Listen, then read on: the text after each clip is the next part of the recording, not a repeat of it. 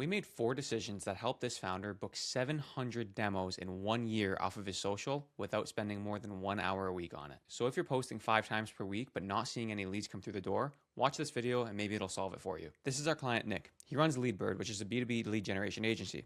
They send over 2 million cold emails per month for their clients. Fun fact, they're actually my agency's first client. We've now worked with more than 40. So after running his content for more than 3 years now, here are some of his stats from the last year's worth of content. As you can see, we've reached a great rhythm, but more than just these analytics, he's booking a ton of demos off of his offer. Now, I can hear people complaining already. Yes, he has a very strong offer. It's generally pay on performance. But trust me, I've worked with founders who have just as good of an offer and literally book 0 demos per week. So I promise you, the offer is not the only thing carrying his performance right now. But let's go through what did. To start, before even posting, we had to optimize his profile. We did so by choosing a profile picture he was proud of and that showed his face well, as well as making a banner with social proof and his value prop easily readable.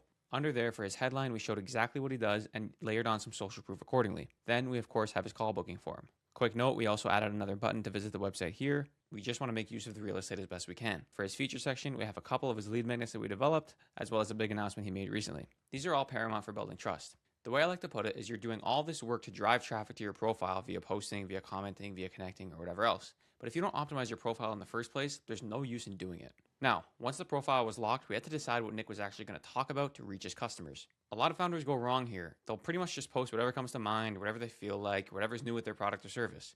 That's not strategy. For your context, Nick's ICP is very specific. It's agency owners and founders of small businesses trying to grow via cold email. To reach them, we came up with a 3-tiered system of top, middle, and bottom of funnel content buckets we can use to attract, nurture, and convert them. At the top, we talk about building his agency, general business commentary, takes and opinions, cold email breakdowns, etc. In the middle, where we want to build more trust, we niche down a little bit on the industry commentary and talk about more technical topics. We highlight mistakes his ICP makes while trying to get leads from cold email. We talk about the infrastructure needed to send over 2 million cold emails a month and other topics just like this that build trust with his customers. At the bottom of funnel, these are pretty well the same for every founder. They'll generally be case studies and testimonials, objection handling, and any product or feature updates. My point here is every post should either aim to attract, nurture, or convert your audience. You don't want to post without strategy in this regard. By the way, if you want me to look at your LinkedIn profile to see maybe where you're going wrong, where you might be leaking traffic, etc., click the link below. I'm doing free audits this month and I'll get back to you personally. After that, we decided on post types. Everyone gives generic advice like post valuable content and make stuff your ICP wants to read. That's true, but you have to package it the right way in the first place. So after a few months of posting, we went back and we identified what was really landing. We very clearly saw a few formats sticking out. Number 1, cold email templates. Many of these were getting upwards of 100,000 impressions a post, and he was under 10,000 followers at the time, so this was a clear winner. Similarly, good and bad callouts worked really well. Some of these cracked 400,000 impressions. We would basically highlight a really good cold email or a really bad cold email and then share what made it good or bad. Number 3, surprisingly, was niche memes. We're not too big on these, but these did work really well for Nick. Basically, we embedded deeply with Nick to understand exactly what cold emailers feel, get, experience, that type of thing.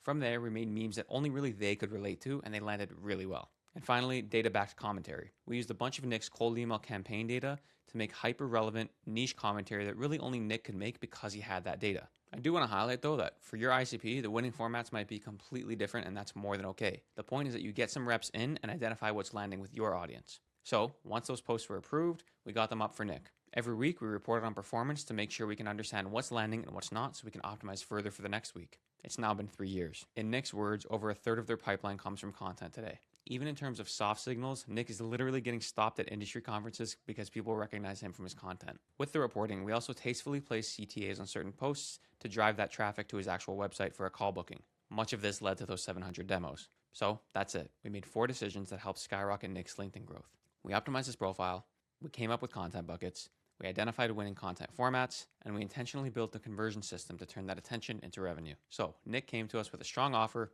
under 2,000 followers on LinkedIn, and very little time. In fact, he was spending 4 to 5 hours every Saturday trying to grind out posts, as he used to tell me. 3 years and over 18,000 LinkedIn followers later, over a third of his pipeline comes from content, and he's spending no more than 30 minutes a week on it.